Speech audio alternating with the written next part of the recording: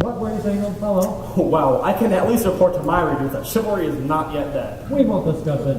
Well, now that you've won me over with your pretty ways, what would you like to know? Well, how about talking famous axe murders? You are an authority on murder as a fine art.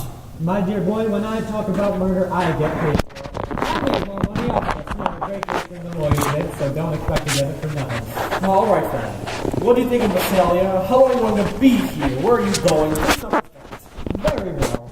A. Massalia is a town of irresistible charm. B. I cannot wait to get out of it. And C. I am going from here to Crockfield for my annual visit to the Crockfield home of paroled convicts, for which I have raised over $500,000 in the past 5 years.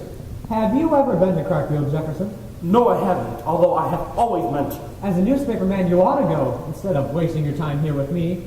It's only about 75 miles from here. Did you ever hear about how Crockfield started? No, I actually did not. Sit down and make yourself comfortable. It is one of the most endearing and touching stories of our generation.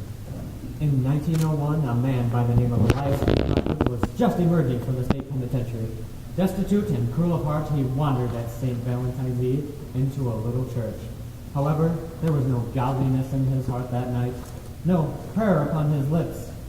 He made his way towards the poor box and with callous fingers clutched at the few pitiful coins from within, when suddenly a child's voice broke the twilight stillness.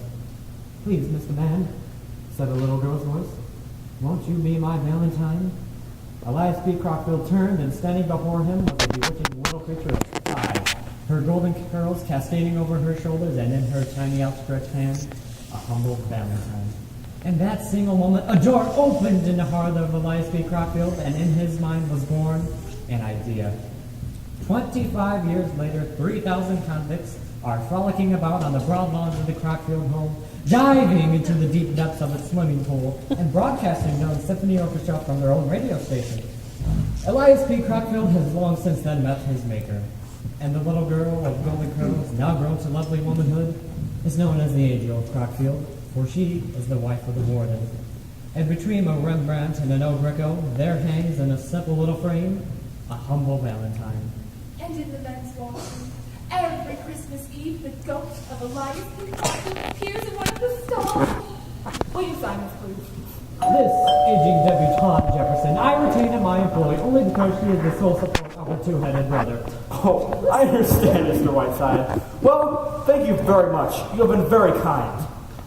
Oh, by the way, I'm a cribbage player in case you need one while you're here. Very well. How much can you afford to lose?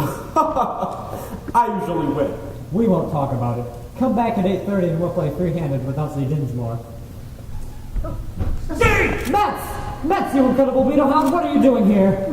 I explain. But first, I kiss my little Maggie. Oh, Metz, darling, what a surprise! The enchanted Metz.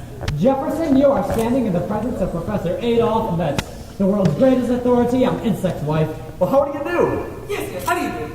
But how's it doing? Bells ring? Oh, Metz, stop staring at me adoringly and tell me why you are here. You see cheering, so I come to cheer you. Oh.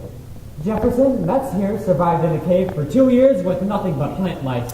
He rates 3 pages in the Encyclopedia Britannica. Isn't that right, my little hookworm? Oh, shit, you embarrass me. I'd probably press the bell away. Look up. So I stay interested